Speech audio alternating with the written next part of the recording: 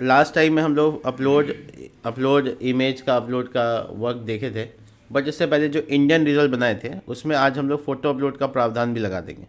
तो Indian result project already बना हुआ प्रोजेक्ट है, उसमें कैसे फ़ोटो ऐड करेंगे वो देखते हैं, ठीक है। एग्जिस्टिंग प्रोजेक्ट में हम लोग कोई नया चीज़ ऐड ऑन कैसे करते हैं। तो ये मेरा प्रोजेक्ट है जो कि एग्जिस्टिंग प्रोजेक्ट है।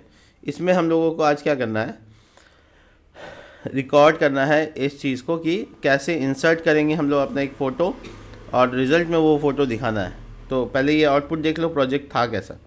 तो local host slash Indian result और ये यहाँ पर डैशबोर्ड। तो ये है हमारा पेज जिसमें हम लोग इंसर्ट का कोड यहाँ डालें। तो इसमें कहीं ना कहीं एक कॉलम जोड़ देना होगा जिसका काम होगा क्या, इमेज को इंसर्ट कराना। और जब इमेज इंसर्ट करा लेंगे तो फिर इसको यहाँ पर व्यू भी करा सकते हैं और व्यू रिजल्ट में यहाँ पे कहीं पे दिखा भी देंगे फ़ोटो। तो इतना ही काम है, ज़्यादा ऐड ऑन करना नहीं है, लेकिन डेटाबेस में कुछ कॉलम तो ऐड करना पड़ेगा।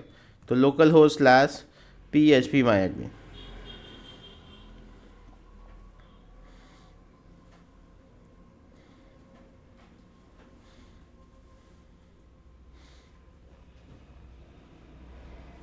अब इसके बाद हम लोग एल्बम में यहाँ पर इस जगह पर क्लिक करेंगे। तो ये एल्बम के अंदर जो फ़ोटोज़ नाम का, सॉरी एल्बम नहीं, इंडियन रिजल्ट में काम करना है। तो इंडियन रिजल्ट डेटाबेस में जाएंगे, टेबल का नाम है रिजल्ट्स, और इसमें देखो कॉलम में कहीं भी इमेज के बारे में नहीं बात हुआ हुआ है। तो इसमें नया इमेज ऐड करने के लिए स्ट्रक्चर पे चले जाना है। जब भी टेबल में चेंजेस करना होगा तो स्ट्रक्चर में जाना होगा, ठीक है। अब यहाँ पर हमको एक नया कॉलम जोड़ना है। तो 1 यहाँ लिखा, एक कॉलम आफ्टर, किस कॉलम के बाद जोड़ना है वो बता दीजिए, और उसके बाद गो। तो हम यहाँ पे उस कॉलम का नाम रखते हैं DP, ठीक है। तो DP मतलब डिस्प्ले पिक्चर, वर्चर कर दिया, और ये यहाँ पे 200 का लेंथ दे दिया, जिसमें सिर्फ नाम तो जाता है फाइल का। तो ये अपलोड करने से पहले ये वाला चीज़ हो गया। अब क्या है, इस सीन को क्या करना है कि हम लोग इस DP वाले कॉलम में डेटाबेस से डेटा इंसर्ट करना चाहते हैं। तो इसका मतलब फॉर्म में अपडेट करना होगा। तो फॉर्म कहाँ है, insert.php में, और ये फॉर्म है, ठीक है। तो ये सारे फॉर्म के डेटा के बाद इस जगह पर हम लोग को एक नया रो और एक नया कॉलम जो कि 12 साइज़ का होगा। इनपुट टाइप से पहले मार्जिन बॉटम 3, ये बूटस्ट्रैप से बना था इसलिए हम सारा क्लास बूटस्ट्रैप वाला यूज़ कर रहे हैं। मार्जिन बॉटम 3 और उसके बाद लेबल। अब यहाँ लिखा अपलोड फ़ोटो, ठीक है। और इसके जस्ट नीचे input type file form dash control. अब ये फॉर्म डैश कंट्रोल के बाद इसका नाम क्या रहेगा, तो हम DP नाम रख लेते हैं।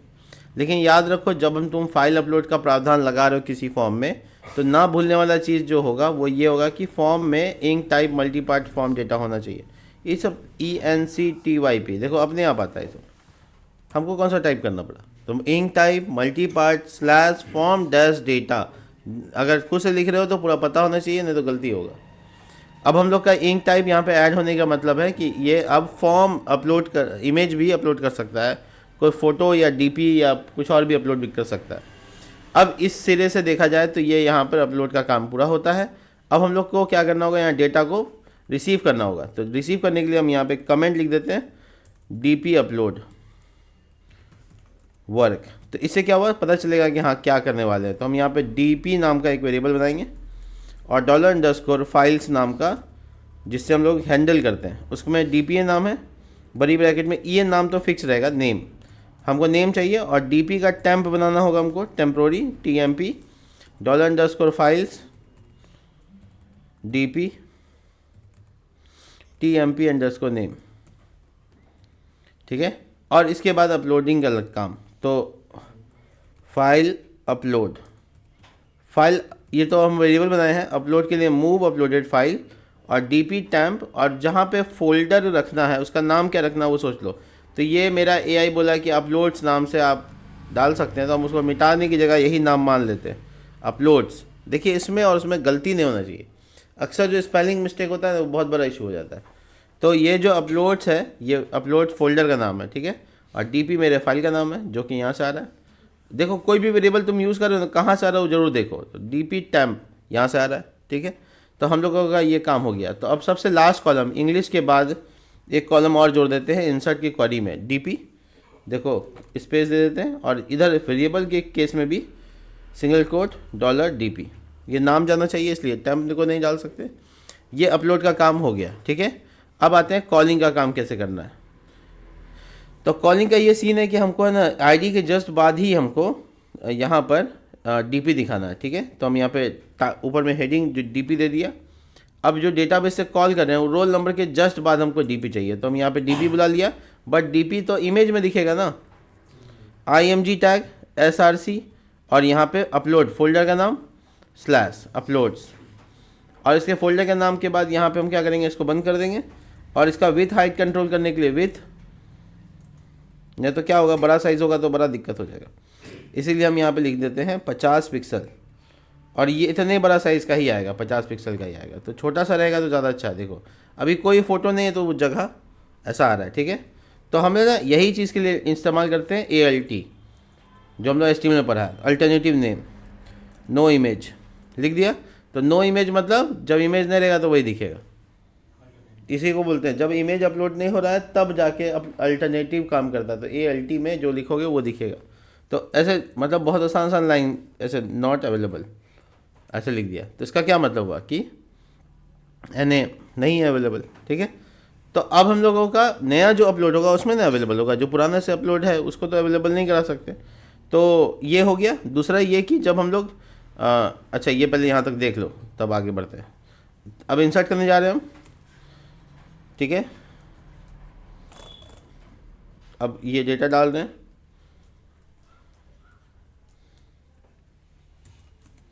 Choose image.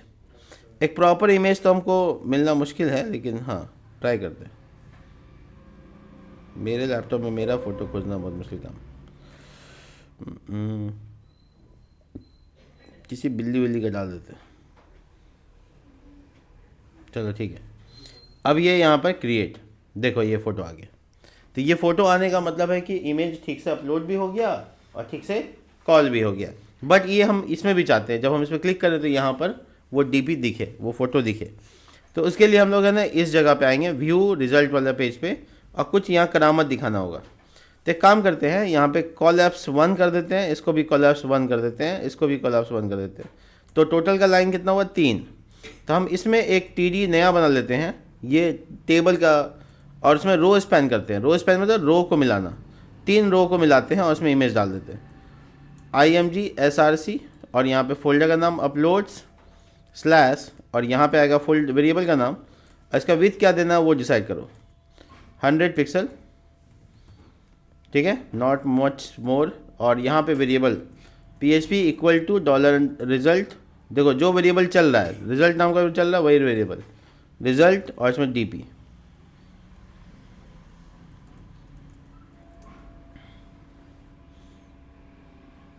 बढ़िया। तो साइज़ को और इंक्रीज़ करना चाहते हो तो 100 की जगह 300 दे दो, जगह तो काफ़ी अच्छा बना दिया। ओ 300 तो काफ़ी परेशान करेगा। 200 बहुत बढ़िया। देखो ये तीनों रो मिलके आपस में एक रो बन गया और कॉलम से मर्ज हो गया। तो ये जगह बॉक्स बन के तैयार हो गया जिसमें हम लोग आराम से फिट कर लिए। अब कोई क्या करते हैं कि कोई फ़ोटो ही को हम यूज़ करते हैं जो कि एज ए DP यूज़ हो सकता है। तो हम लिखते हैं यहाँ पे पर्सन DP, सर्च करते हैं किसी का संबंध। अरे भाई सभी DP होता है, अच्छा तो ये एकदम ये डाल देते हैं। तो ये बेसिकली यहाँ पर DP के तौर पे यूज़ करेंगे, ठीक है। तो थोड़ा ज़्यादा एक्चुअल लगेगा, ठीक है। तो हम ये ना यहाँ पे आते हैं, एक नया इंसर्ट करते हैं। तो पुष्पा राज, और ये नहीं पता, ठीक है, भागलपुर, और ये नंबर दे देते हैं इसको, फायर है ना इसलिए। और यहाँ पर बेसिकली इमेज को यूज़ करते हैं। तो ये इमेज क्रिएट, देखो ये फ़ोटो यहाँ आ गया, और ये देखो परफेक्ट। तो ये एक क्या हुआ, एक तरह का रिजल्ट में DP लगाने का सिस्टम लग गया। तो जो पहले से था उसमें हम लोग किए हैं। मिलते हैं नेक्स्ट वीडियो में, तब तक के लिए बाय।